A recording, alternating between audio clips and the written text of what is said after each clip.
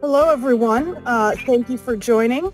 We are now doing our third installment of our webinar series leading up to our conference in Lisbon on March 23rd. So thank you very much for joining us. If you've had a chance to join us for our previous two webinars, thank you for coming back for the third.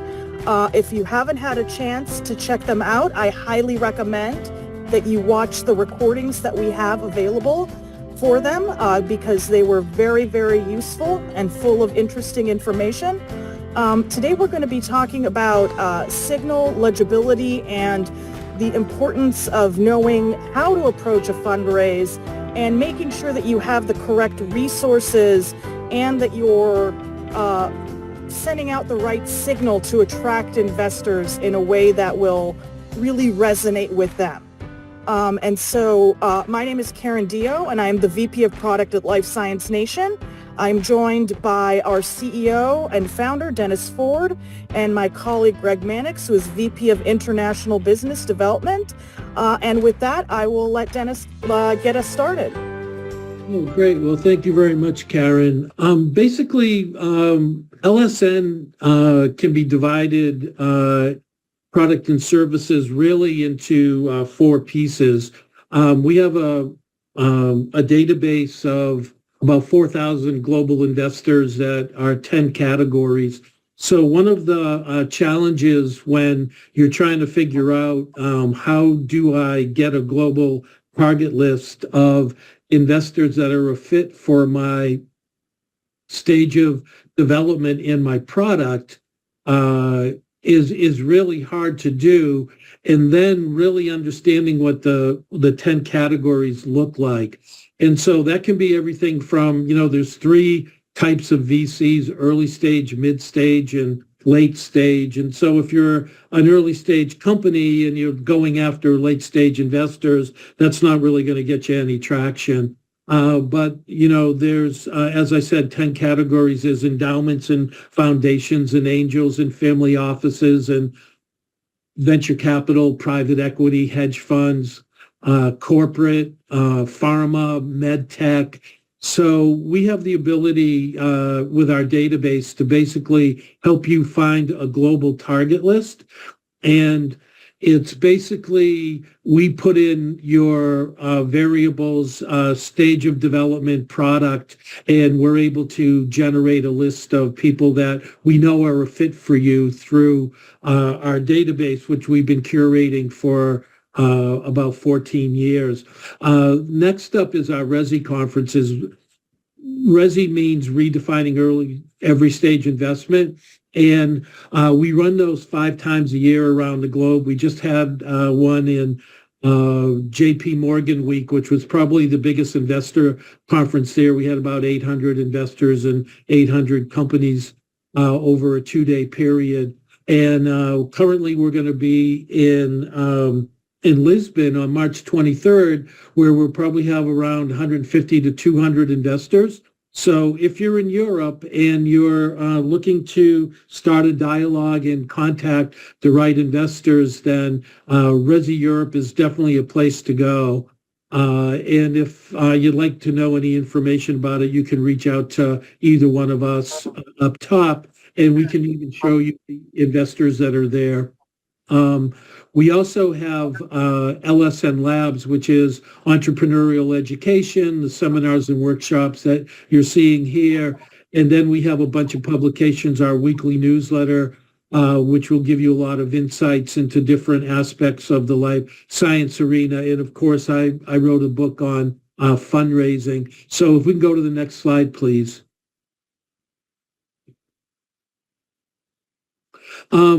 One of the things that's very interesting is if you're in academia and you get your tech transfer license, you're typically going into some kind of a program and you're trying to get a mentor, a coach, or an entrepreneur in residence to help you get your pitch deck in order.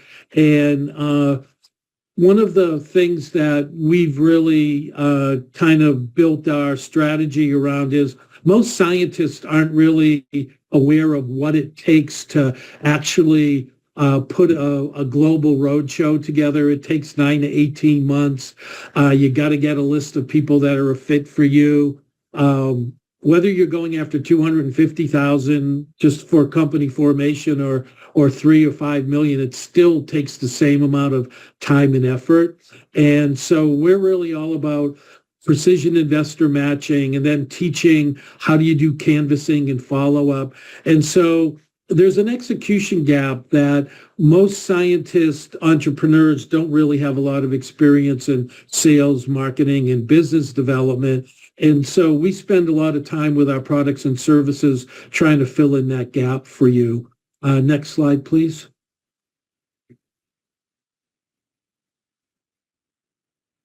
Greg, did you want to go? Yeah. So this is a really important point because most scientists entrepreneurs, when they embark on their journey, they think that having great science is enough. That's what will make the company successful. But there's a 90% failure rate in life sciences in general. And why is that? And many times it has to do with how founders communicate their project. Are they getting the message right? We're going to talk about concepts like signal and legibility in a minute, but it's really important not only to have great science, but to also know how to communicate that, and also to have the sales, marketing, business development skills that are needed. They're critical to create a company. So the bottom line is having a breakthrough technology doesn't build a company. It's the execution that matters. Well put, Greg. Thank you for that. So it basically turns out to be, the vicious cycle. I don't know if you want to make a comment on that, Karen.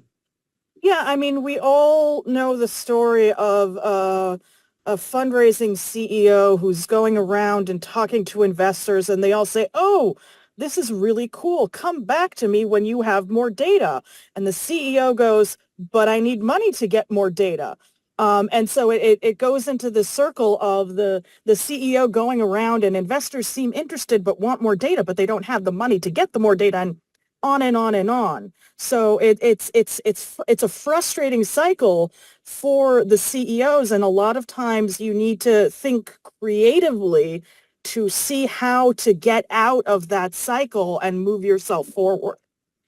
Yeah, one of the real interesting aspects there is you've got to be able to look out into the future and say it's going to take me 9 to 18 months if I'm lucky to go out and raise the money I need immediately.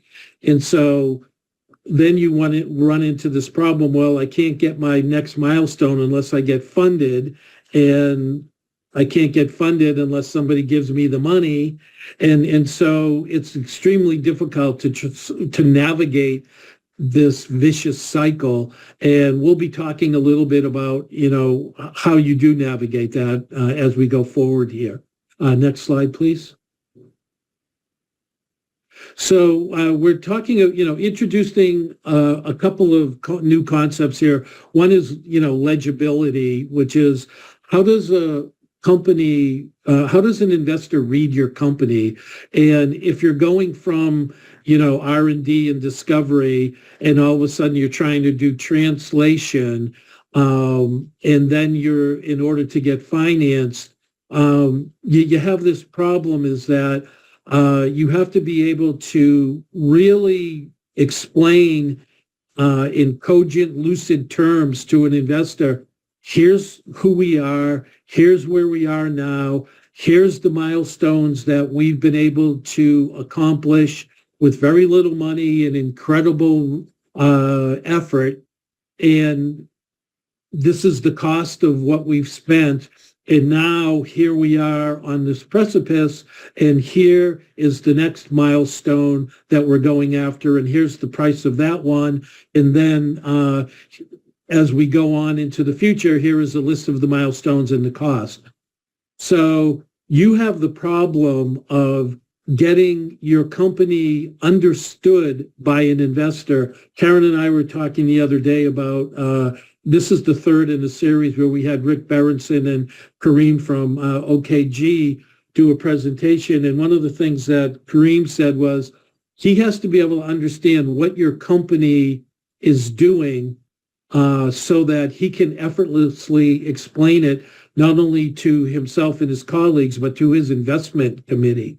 And so part of the whole idea is, people are saying, yeah, we got to get a story together and the narrative's really important, but nobody really focuses on it. And the real problem is if you convince an investor that they're going to be interested in you, they're going to then become your salesperson and they're going to go sell other people that could be in a syndicate. They're going to sell their investment committee. So you've really got to make this thing legible and easy to repeat and understand. And I think that's really one of the problems that exist today that we're going to explore in this meeting today.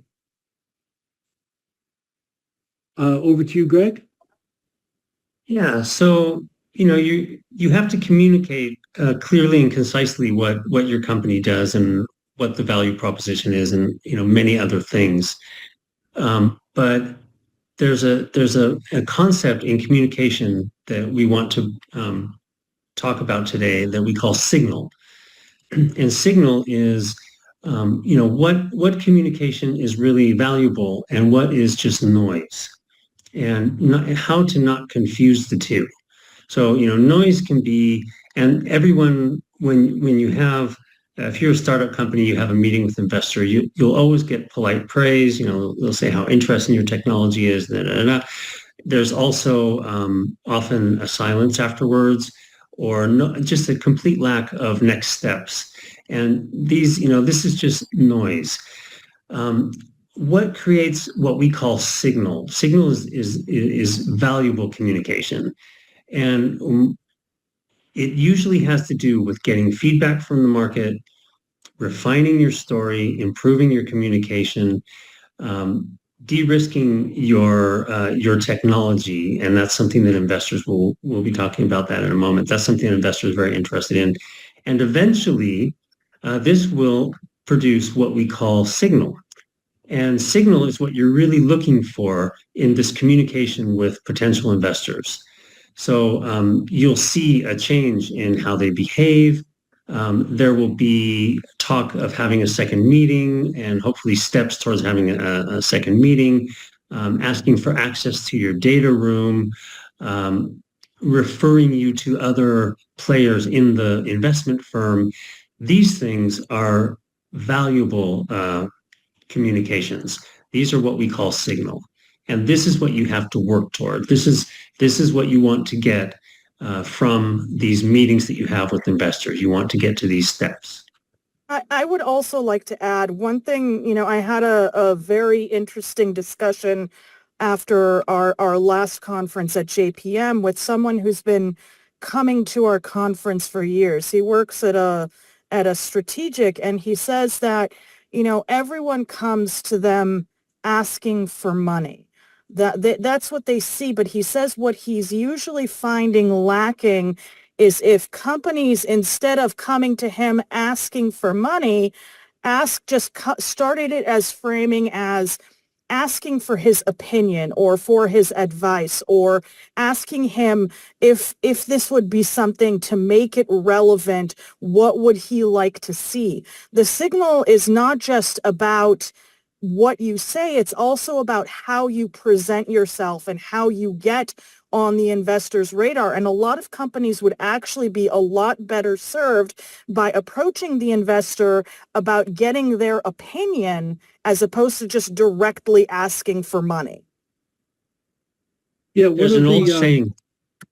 Go ahead, Greg. No, I was just going to say there's an old saying, if you ask for money, you get advice. But if you ask for advice, you just might get some money. It's great. Can we go to the next slide, please? So, what we're talking about in Signal, and I saw there was a question regarding a data room. So if you're into the therapeutic side, and you've been doing a bunch of CRO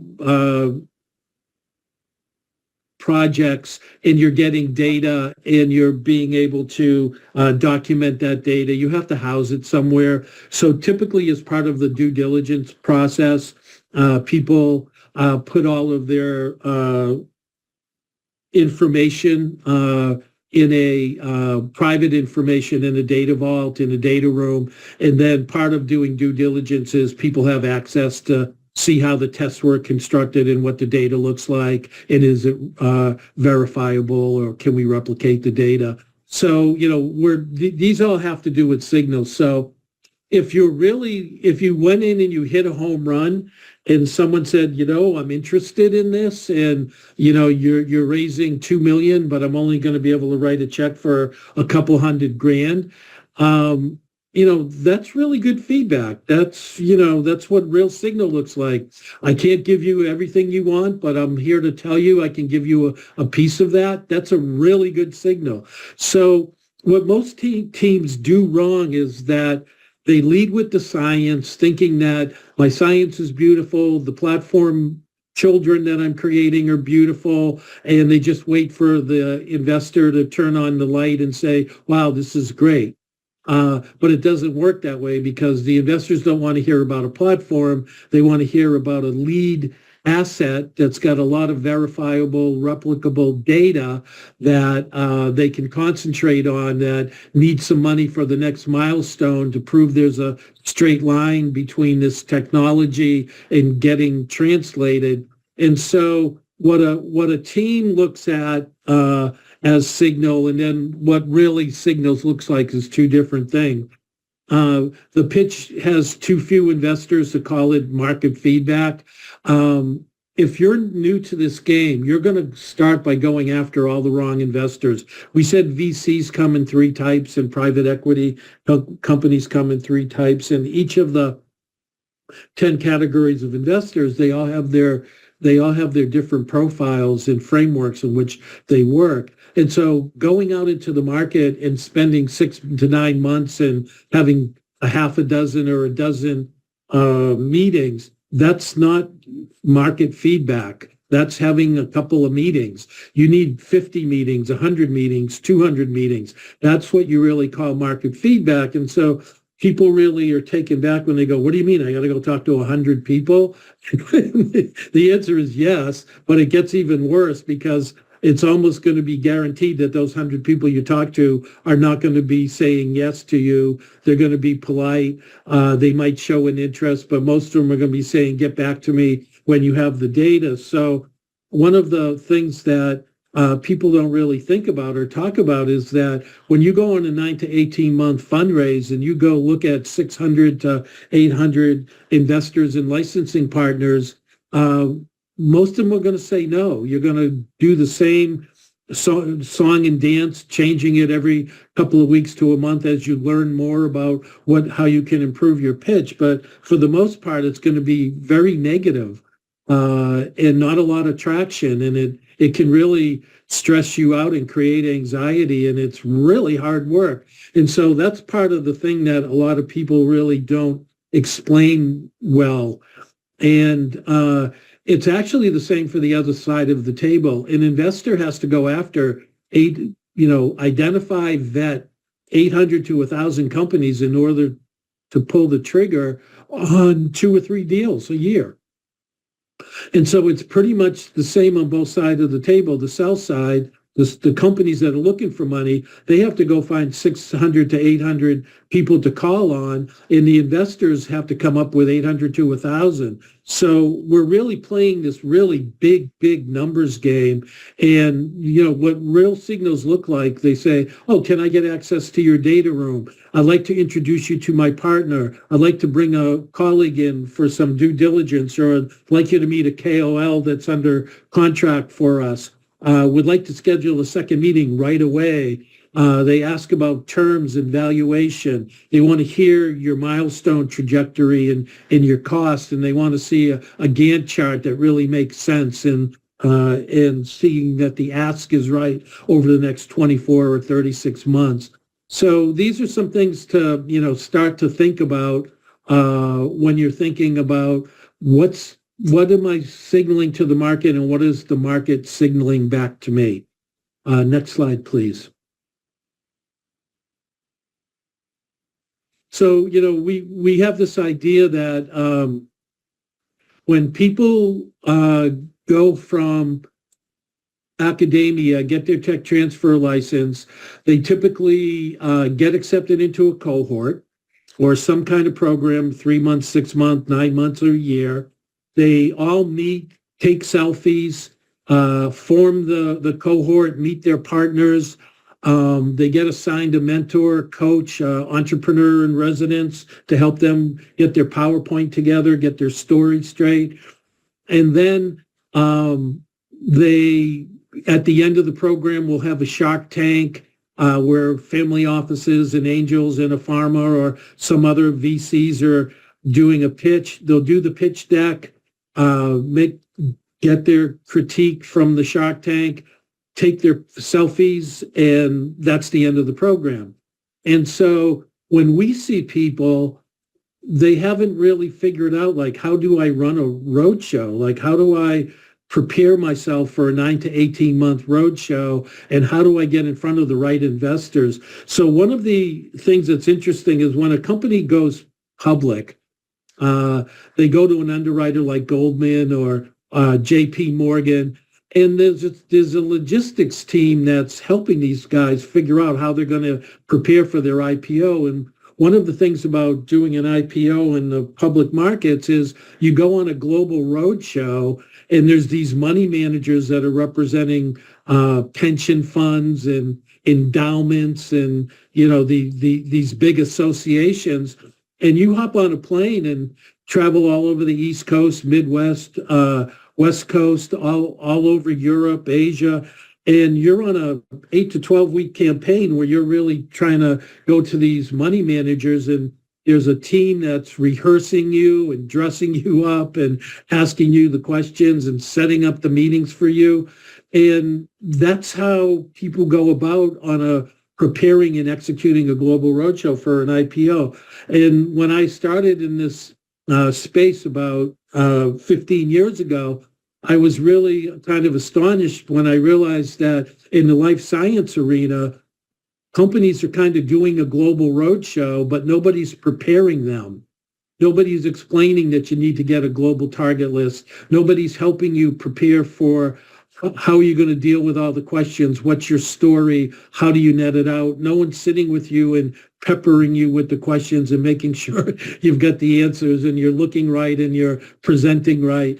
And so one of the things that we immediately did was we said, we got to write a book on, how do you go out and execute a global roadshow? So we took the time and put a book together, Life Science Executives Fundraising Manifesto, which we wrote. And if you would like a copy of it, just reach out to us. We can send you a PDF e-copy of it. And, really goes through like the step-by-step process of what do you got to do to execute a roadshow and be successful. And so one of the things that we've learned is that in the beginning of sourcing, identifying and vetting technology assets, there's a lot of mistakes that are made early on.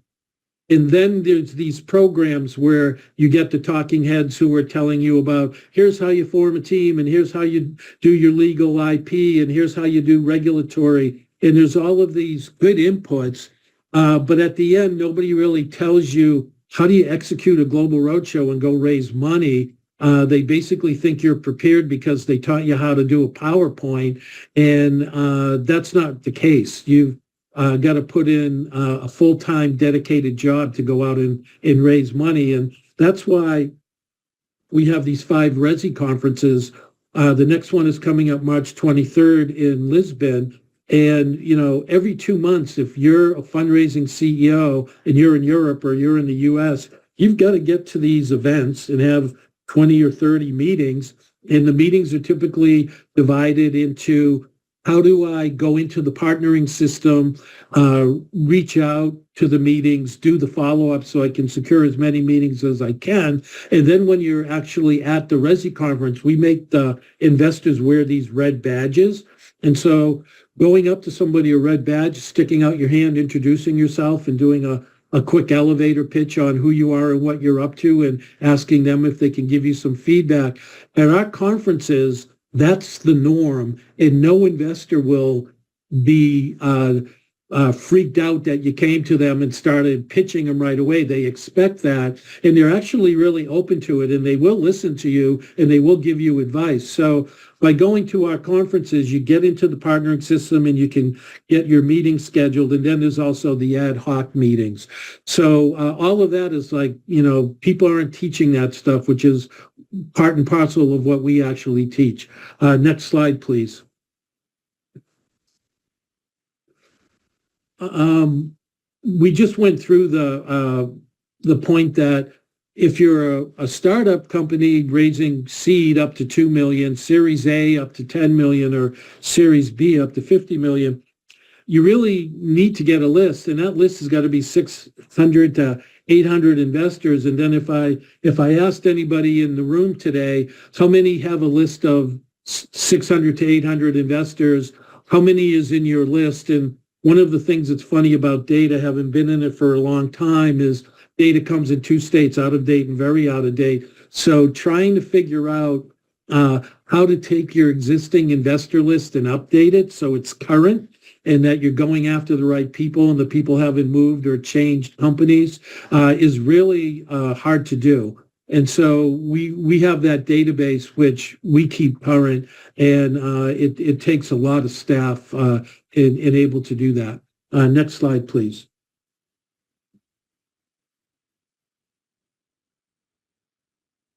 Was that Greg or Karen that was going to talk about the life science startups lack of rigor? Karen. Me. Yeah. So basically, this is the thing that, we see, as Dennis was talking about. A lot of people go into these programs, and not only do they get very similar advice, but a lot of times they'll end up leaving with some sort of Excel spreadsheet list of investors that hasn't been touched in who knows how long. And they do outreach to that list, and then they call it good. And then they might do some searches themselves, but there's no real plan. There's no real set, process to follow. And that's actually where a lot of these companies kind of end up falling off, because especially if you're a first-time entrepreneur and you're making the transition from being a scientist to being a CEO, it's a completely different skill set. And you need to know where the holes are. You need to get a much larger list than just whatever you get in that spreadsheet from your incubator or accelerator. It usually takes identifying between 600 to 800 targets. And they need to be a match for you. It's not just 600 to 800 investors. It's 600 to 800 investors who could potentially be a fit for you. And only then do you want to start narrowing it down. You need to have structured outreach. You need to have a CRM like HubSpot or Salesforce, something to make sure that you are keeping track of everything and not missing any opportunities. You need to do systematic follow-up. This is actually one of the biggest challenges. Companies think they can just send one email and they're done. It doesn't work that way.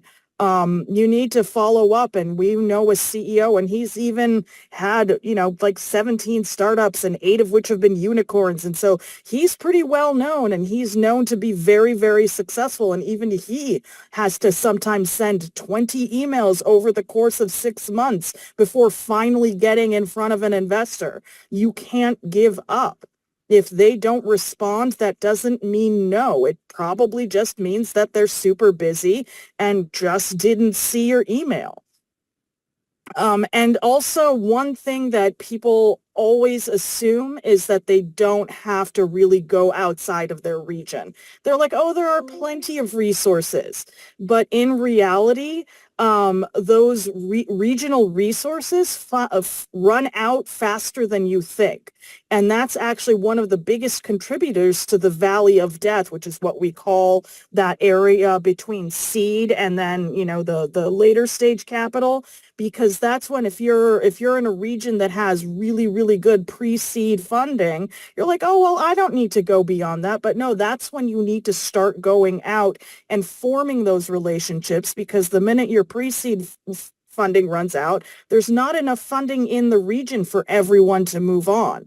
And so you need to start forming these relationships early and get yourself I out would there. say that even applies to regions that are well known in the life science. Like Boston is a huge life science hub, and a lot of Boston startups that we talk to have no plans to go outside of the Boston area to find partners and investors and licensing partners.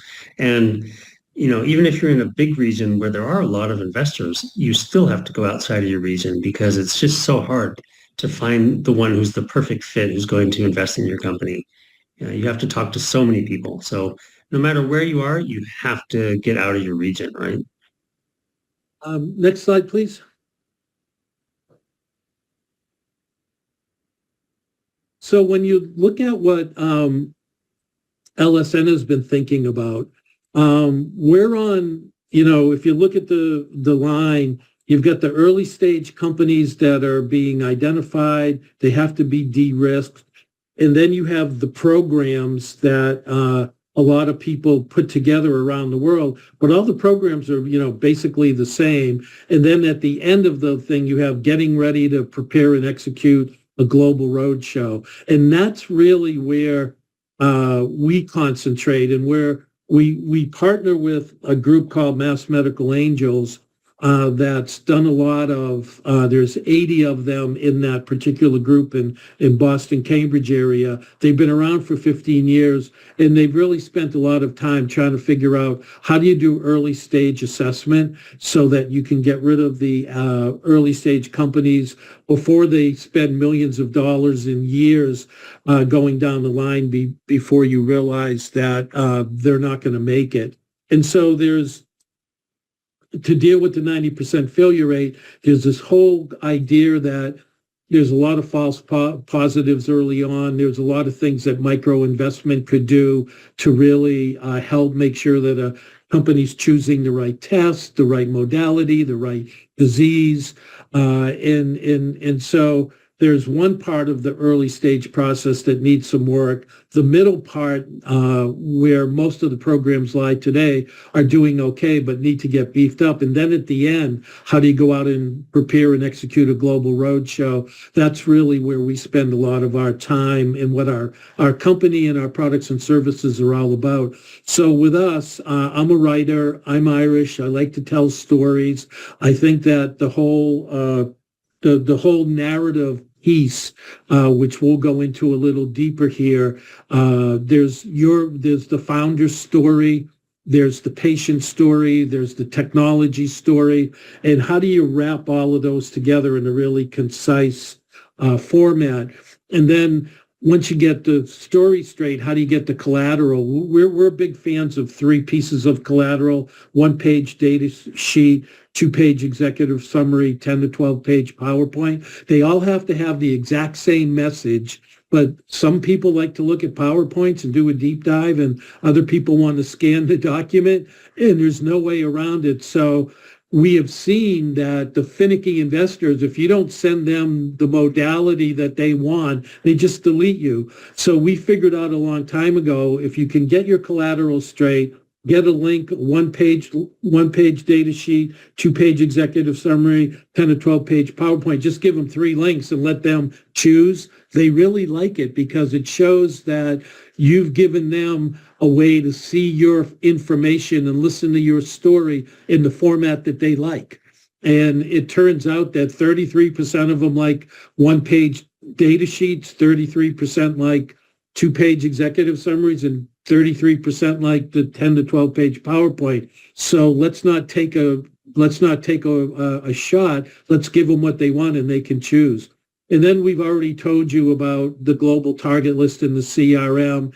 And you really need someone to, coordinate your meetings. And so many scientists might not want to be a salesperson. Many scientists might just decide that's not for them and they stay in the science realm, but then they got to go hire a BD person. And so do they go spend 150, 200 grand on a senior BD person, or do they go hire someone that's decided they've come out of a lab and they want to learn business, and you give them a phone and a desk and a list of people to call? So, how do you, get the team straight? How do you get your collateral straight?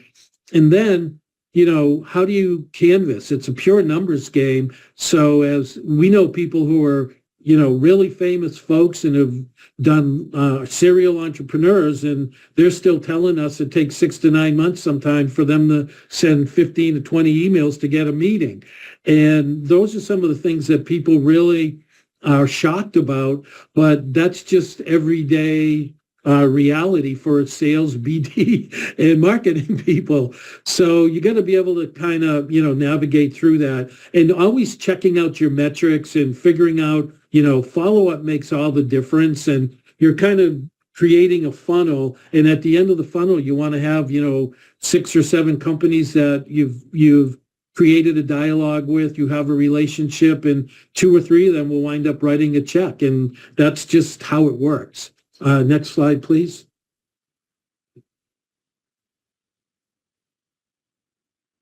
So we talked a little bit about the narrative here. Greg, I think there's a blockage on the screen.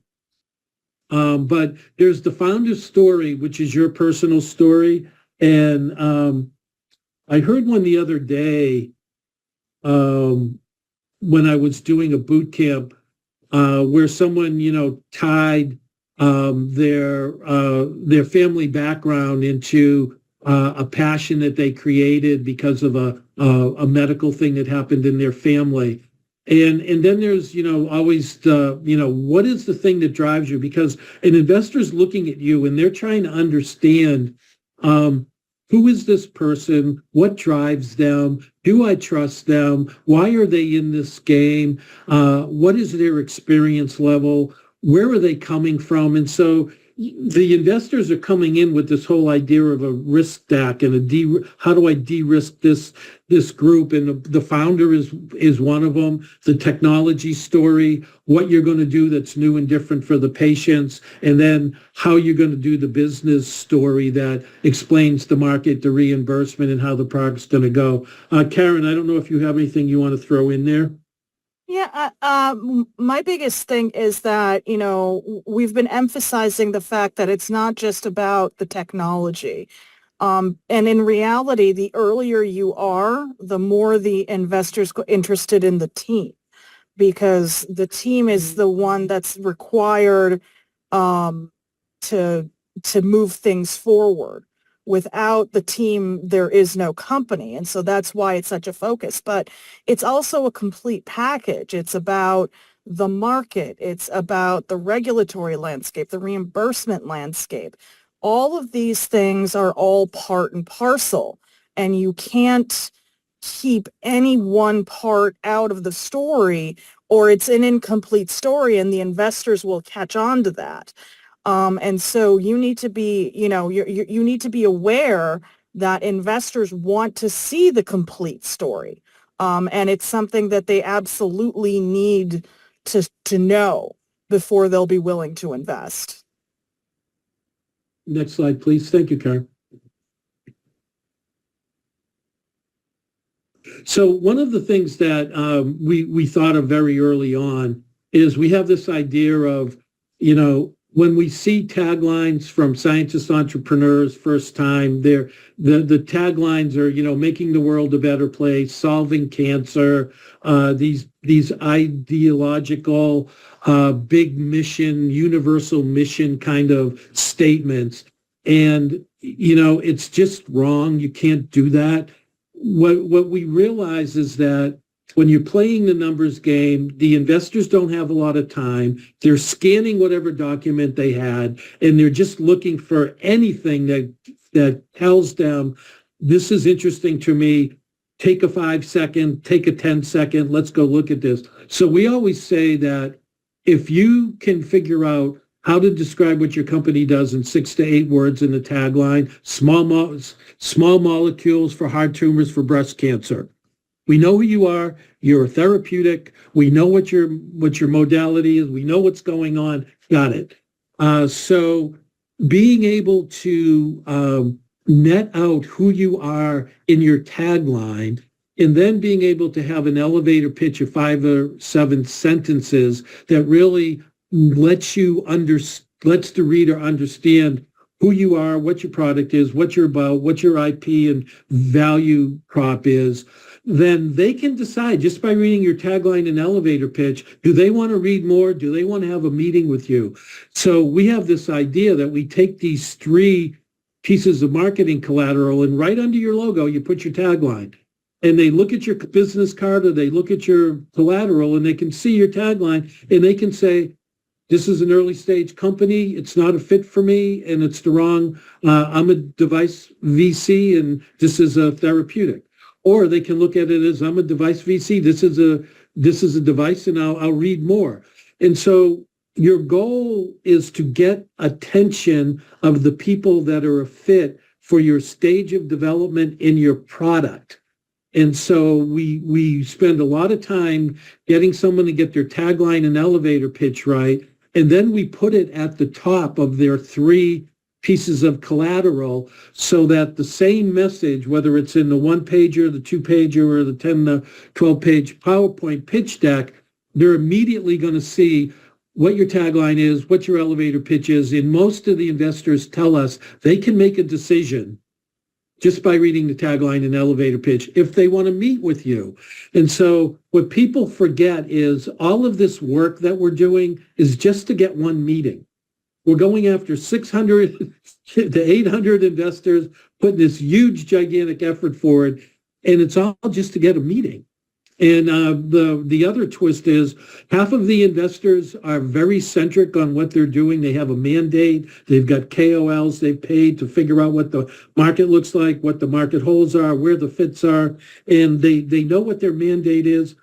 And the other half of the investors are going, we're opportunistic. Send me something that's interesting. Maybe I'll throw some cash at it. So you've got to understand, the people you're going after, they kind of fit in 2 roles. They have a specific mandate or they're opportunistic, and you've got to play that numbers game. Next slide, please. So here's the thing where everybody falls off.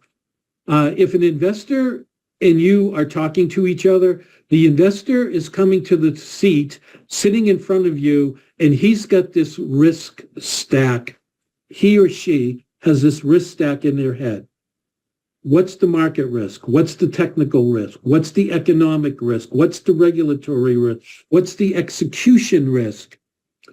What's the financing risk? What's the exit risk? So they've got these 7 concepts in their head. They sit down and shake your hand and they say, so tell me a little bit about yourself.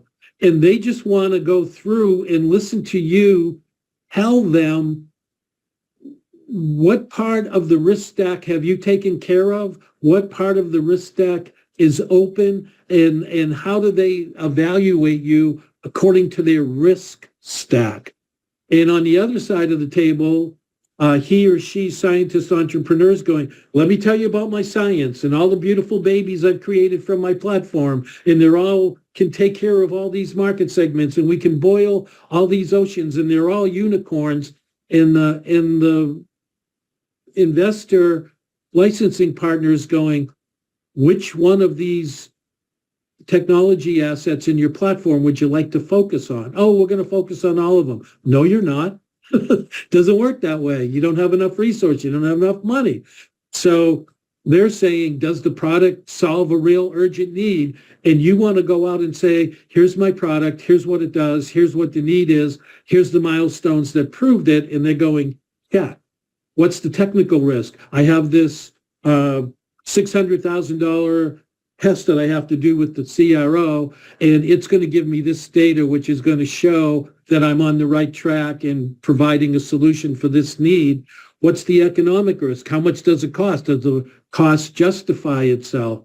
Can the team pull it with the execution risk? Can the team actually deliver and pull this off? So one group is telling about the beautiful science and the beautiful products that are result of the product, and the other person on the other side of the table is going, just net it out for me. Show me how you've de-risked this. So we're big fans of teaching the CEO and the fundraising entrepreneur, make sure you understand where you fit in the market stack. And when you're pitching your personal story, your technology story, your market story, your patient story, it's all dealing with these market risks so that as you're unfolding your story, the investor or licensing partner is going check, check, check, check. And you're giving them what they're needing instead of you selling the beauty of the wonderful science you've created. Next slide, please. Greg, you want to do this one? Sure. So, what does a real deal-ready company look like? When an investor looks at you, what will an investor say? Okay, yeah, this company is prime for discussing an investment or a deal. So they're able to see, and this goes very closely with the risk stack that Dennis just mentioned. But when they look at your company, they see that there is a real urgent unmet need that's measurable. This company does have a very clear roadmap to get to whatever the next important milestone is. So they have the data and they have a plan to get the additional data. Do they have a plan to get regulatory approval and or reimbursement? Is there a reimbursement strategy?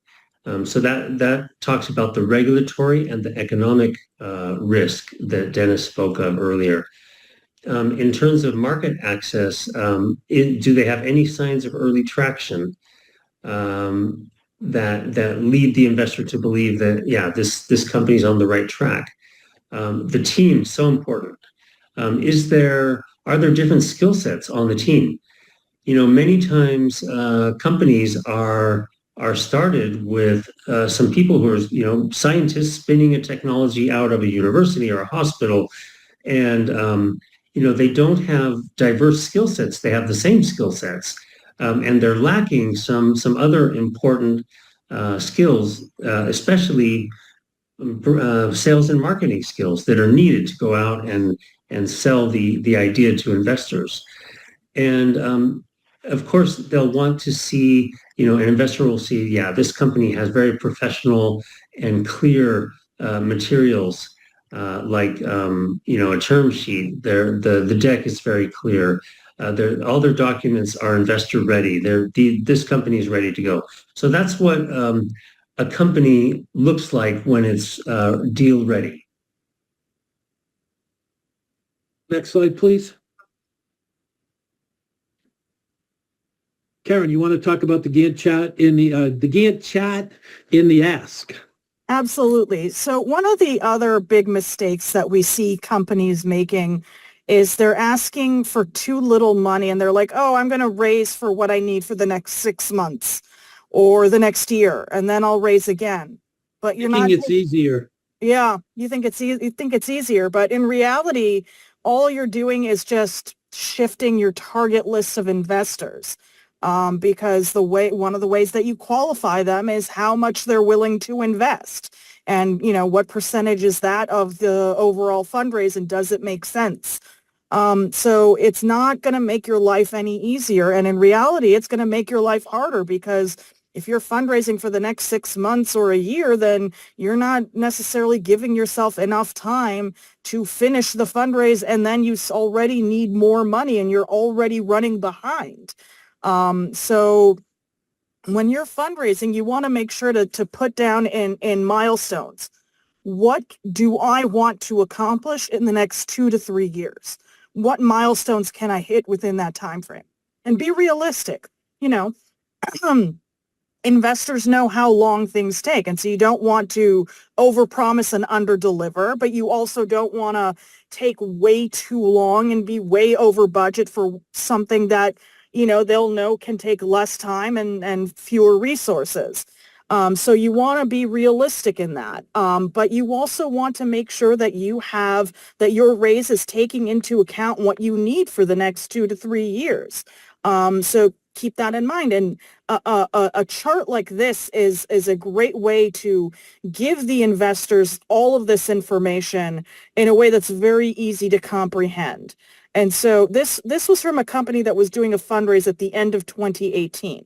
And so in just one chart, they were able to show how much they'd raised previously, what milestones that had allowed them to achieve, how much money they were raising, and what milestones they'd be able to achieve with that money. And investors want to be able to see a clear picture like that.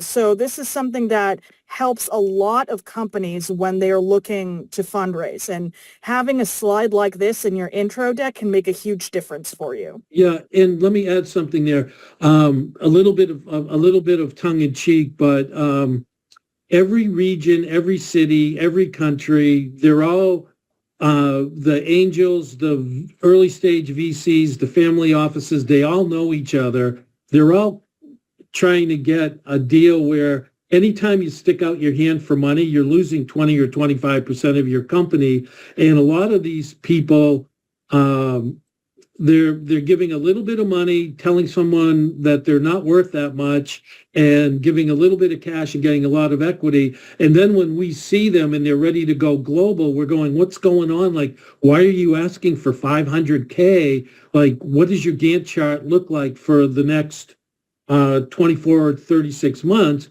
And then we go through the milestones with them for the next 12 months, and then the next 24 and the next 36, and we add them up. And we say, that's 13, 14 million. Why are you asking for 500? Hey, and they're just going, well, that's what we were told, and we're not worth a lot. And so by going out into the global marketplace and meeting other people who are going to know how the game is played, and this is, how much do you need to make your milestones to de-risk your product asset that you're trying to get into the market? And if you give them a Gantt chart and you can defend the milestones and defend the prices, that's your ask. And so a lot of people miss that. But, when someone tells me they're looking for 500K and they really need 15 million, and then I say, would you rather give 20% of your company away for 500K or for 15 million? And then they all of a sudden realize that they really need to be able to figure out how much they have to spend to de-risk their asset. And that's just the facts. And that's what everybody's going to be looking for. Next slide, please. That's you again, Yep. Karen. Yes. So one of the biggest challenges that we face with, especially with scientists that are making the transition is the ability to craft the story in a way that isn't full of scientific jargon. I was in the lab for a decade, and I know we are thoroughly trained to speak about these technologies in as scientific of language as possible. Why say it simply when you can say it in a way that's extremely complicated? And that's what you do. But in reality, you have to unlearn that when you're making the transition from scientist to entrepreneur, because you can't assume that the person that you're speaking to has a biology background. Sometimes they have finance backgrounds. And, Dennis and I, we go around and we do a lot of boot camps, and inevitably there's always going to be the one company that comes and they're talking about their technology. And then Dennis will look at me and ask me to translate it, like they're speaking a foreign language. And that's the thing, is that they always assume that the technology can't be described more simply than they think. And inevitably they're always wrong. You can always distill the kernel of what your technology is and what makes it unique in a way that anyone can understand. And that's ultimately the goal. You need to be able to explain what you do on all levels. Whether you're talking to, you're in your first conversation with the gatekeeper who's just doing that initial yes, no, do we want to move forward? Or you're already in discussions with the navigator where they're starting to get into a little bit more of the technical information and they want a little bit more detail, or whether or not they've signed an NDA and now you're with the evaluator and they're in your data room. They're looking at all of your confidential materials and they're asking those really crucial, deep scientific questions. And get as technical as you want because that's the point of this discussion. But then you also need to be able to discuss everything outside of the technology. And that's when you're talking to the decision maker where they're going over the regulatory, the reimbursement, the financial plans, the commercial aspects, the competition, what your metrics are, how you're going to get into the market, all of these other details, because they're not just investing in a technology, they are investing in a business. And you need to think about it as a business and everything that is required to start earning revenues, however far down the line that may be. You need to get all of your ducks in a row, or at least think about how you're going to get your ducks in a row before that happens. That was great. I think we have like 4 minutes left. Greg, what's the next couple of slides so we can kind of, if any, so anyways, to net, go over BD Assist. Yeah, so to net, here's the book we wrote.